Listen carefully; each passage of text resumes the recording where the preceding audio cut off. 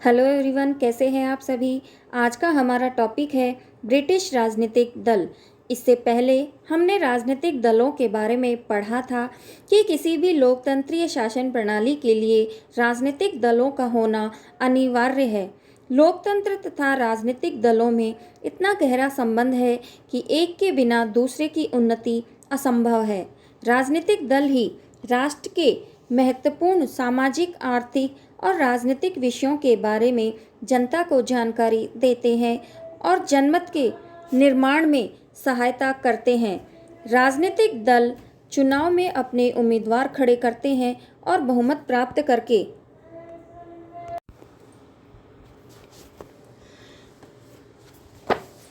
आगे हम कंटिन्यू जारी रखते हुए राजनीतिक दल चुनाव में और उम्मीदवार खड़े करते हैं और बहुमत प्राप्त करके सरकार पर नियंत्रण करने का प्रयास करते हैं।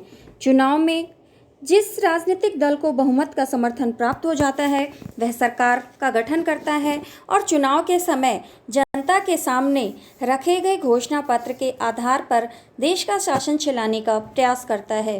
अन्य राजनीतिक दल विरोधी दल के रूप में कार्य करते हैं और सरकार की स्वेच्छाचारिता बनने से रोकते हैं या उसकी निरंकुशता पर रोक लगाते हैं।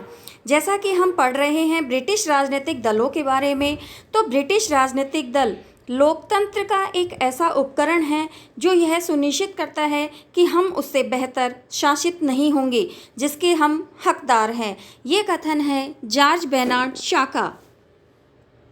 चुनाव आयोग के राजनीतिक दलों का रजिस्टर सूचियों का ब्यौरा राजनीतिक दलों से लड़ने के लिए पंजीकृत यूनाइटेड किंगडम में चुनाव अपने पंजीकृत नाम में ही शामिल हैं।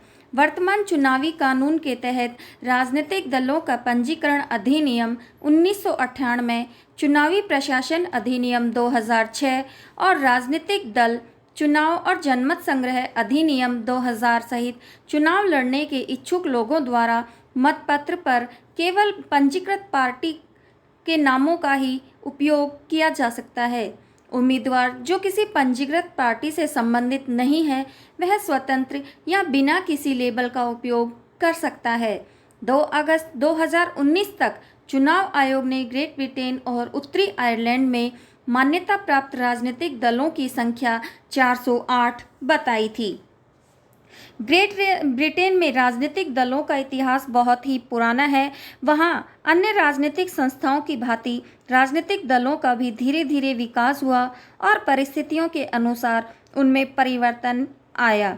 इंग्लैंड में राजनीतिक दलों का विकास संसद और स्टुअर्ट काल के राजाओं के बीच संघर्ष के समय हुआ। संसद के समर्थक राउंडहेड्स तथा राजा के समर्थक कैविलियर्स कहलाते थे। इस प्रकार 15वीं शताब्दी में लेक्ट्रिस और लेक्ट्रिस्टन के रूप में दलों का बंटवारा हो गया, परंतु राजनीतिक दलों का वास्तविक विकास सन 1688 की क्रांति के पश्चात आरंभ हुआ। सन 1688 के पश्चात टोरी दल और हिग दल का विकास हुआ जो एक दूसरे के विरोधी थे। टोरी दल परंपरावादी, धर्म के प्रति श्रद्धालु और राजा के प्रति श्रद्धा रखते थे, जबकि हिग दल के सदस्य उदारवादी थे और संसद की शक्तियों के विकास का समर्थन करते थे।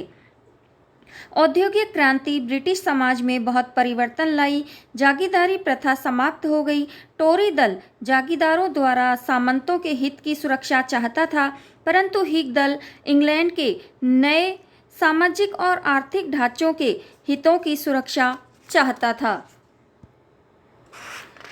अगर ब्रिटेन के प्रमुख राजनीतिक दलों की बात की जाए तो इसमें कंजर्वेटिव पार्टी यानी अनुदार दल, श्रमिक दल लेबर पार्टी और उदार दल लिबरल पार्टी, साम्यवादी दल लिबरल सोशल डेमोक्रेटिक पार्टी मुख्य रूप से शामिल हैं। समाजवाद और लेबर पार्टी 1900 में समाजवादी संगठनों के एक गठबंधन ने श्रम प्रतिनिधित्व समिति का गठन किया, जिसके कारण लेबर पार्टी की स्थापना हुई। इसमें कुछ समाजवादी संगठन भी शामिल हुए, जिनमें था इंडिपेंडेंट लेबर पार्टी ILP, जिसमें रामसे मैकडॉनल्ड और कीर हार्डी के साथ कुछ पत्रकार भी शामिल थे। फैबियन सोसाइटी कार्यकारी समिति के मिनट्स और पैम्पलेट्स सहित ऑनलाइन सभी उपलब्ध हैं।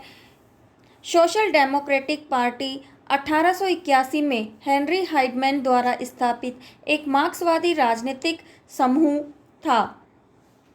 इन संगठनों के अभिलेखागार के साथ साथ कैबिनेट मंत्रियों और सांसदों और श्रम राजनेताओं के अभिलेखागार भी बड़ी संख्या में हैं, जो ज़्यादातर 1945 के बाद केंद्रित हैं, जैसे कि एडिथ समरस्किल्स, जॉर्ज लेसबरी, अल्फ्स मॉरिस, अन्य भी कुछ हैं, हार्थर बार्टमली, एथोली क्रॉसलैंड आदि। लेबर पार्टी के संबंध में अभियान समूह भी है, जैसे कि एक सोसाइटी ऑफ लेबर लॉयर्स और राजनीतिक रूप से स्वतंत्र संगठन जैसे कि हेल्डन सोसाइटी ऑफ सोशलिस्ट लॉयर्स। उदारवादी और डेमोक्रेटिक पार्टी।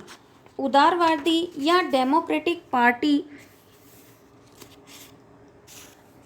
लिबरल पार्टी और लिबरल डेमोक्रेटिक पार्टी दोनों के साथ साथ उनके साथ जुड़े कई व्यक्तियों और संगठनों के नाम इस प्रकार हैं, जैसे कि David Steel, Paddy Ashdown, Henry Botts, Michael Meadowcroft, Richard Potter. David Steel 1976-1988 तक लिबरल पार्टी के नेता रहे। पेडी एशडाउन लिबरल डेमोक्रेट्स के नेता रहे। हेनरी ब्रॉडहर्स्ट 1885 में लिबरल सरकार के तहत एक मंत्री पद पर रहे। माइकल मिडोक्राफ्ट लिबरल डेमोक्रेट्स बनने के लिए विलय के बाद लिबरल पार्टी के नेता के रूप में रहे। लियोनार्ड और कैथरीन कर्टनी दोनों ही युद्ध के खिलाफ प्रचारक थे, जिन्होंने दक्षिणी अफ्रीका सुलह समिति की स्थापना की। लियोनार्ड लिबरल पार्टी के सांसद थे और कैथरीन बीटर वेब की बहन थी। यंग लिबरल और फिर लिबरल डेमोक्रेट पार्टी की एक युवा शाखा है। लिबरल पार्टी से जुड़े व्यक्तियों में कुछ प्रमुख थे ये सभी। कंजर्वेटिव पार्टी और यूकेआईपी और द राइट।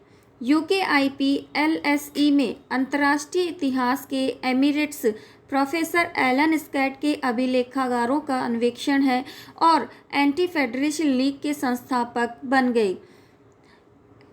हेक्टर एथरिंग एक पत्रकार, जिन्होंने 1958 में से 1975 तक प्रमुख राजनीतिक हस्तियों का साक्षात्कार लिया। गिल्टन लॉगडेन कंजर्वेटिव पार्टी के राजनेता रहे।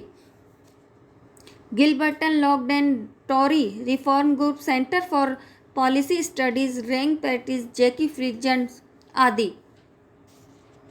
अगर हम बात करते हैं अनुदार दल और श्रमिक दल की, तो अनुदार दल, जैसा कि इसके नाम से ही पता चलता है, कि प्राचीन संस्थाओं और विचारधाराओं को बनाए रखने के पक्ष में है। यह दल चाहता है कि क्राउन की सत्ता बनी रहे, राष्ट्रीय एकता रहे, चर्च का आधिपत्य रहे और निजी संपत्ति का अधिकार बना रहे।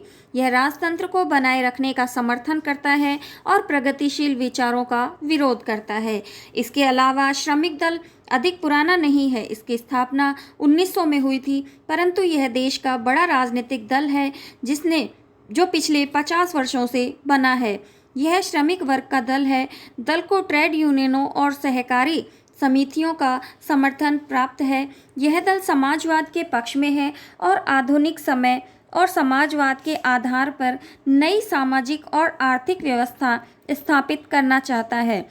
इस दल को केवल श्रमिक वर्ग का ही नहीं, बल्कि उच्च वर्ग के लोगों और शिक्षित व्यक्तियों का भी समर्थन प्राप्त है। इसके अलावा उदार दल और अनुदार दल दोनों ही साथ साथ आरंभ हुए थे। यह उन दो प्रमुख दलों में से एक है जिनमें सर्वप्रथम राजनीतिक संघर्ष आरंभ हुआ, परंतु श्रमिक दल के उदय के पश्चात यह दल अपना महत्व खो बैठा। इसके अलावा साम्यवादी दल, इंग्लैंड में साम्यवादी दल का भी गठन किया गया। यद्यपि इस दल को नाम मात्र का ही समर्थन प्राप्त है, यह दल अपना कार्य करने के लिए दल को आदेश प्राप्त करता है। यह दल लोकतंत्र में विश्वास नहीं रखता और इंग्लैंड में साम्यवाद की स्थापना करने का स्वप्न देखता है। Liberal social democratic party. कुछ राजनेताओं ने दल के वामपंथ की ओर बढ़ते झुकाव को देखकर दल से अलग होकर एक नए राजनीतिक दल की स्थापना की। सोशल डेमोक्रेटिक दल की विधिवत स्थापना सन 1981 में हुई और 1983 में हुआ कॉमन सदन का चुनाव इस दल ने लिबरल पार्टी के साथ मिलकर लड़ा। चुनाव में यद्यपि इस गठबंधन को लगभग 26% मत प्राप्त हुए, परंतु कॉमन सदन में इस दल को केवल 6 ही स्थान प्राप्त हुए। सन 1997 में हुए कॉमन सदन के चुनाव में इस दल को 35 स्थान प्राप्त हुए, जबकि 2010 और 15 में केवल इन्हें 3-3 स्थान ही प्राप्त हुए थे। अगर ब्रिटिश राजनीतिक दलों की बात की जाए तो ब्रिटिश राजनीतिक दलों में द्विसदनीय प्रणाली है। यहाँ की पार्टियाँ सुसंगठित, केंद्रित और अनुशासित हैं। बीच का मार्ग और समझौते की भावना यहाँ अपनाई गई है। इसी के साथ हमारा आज का ये टॉपिक यहीं समाप्त होता है। धन्यवाद।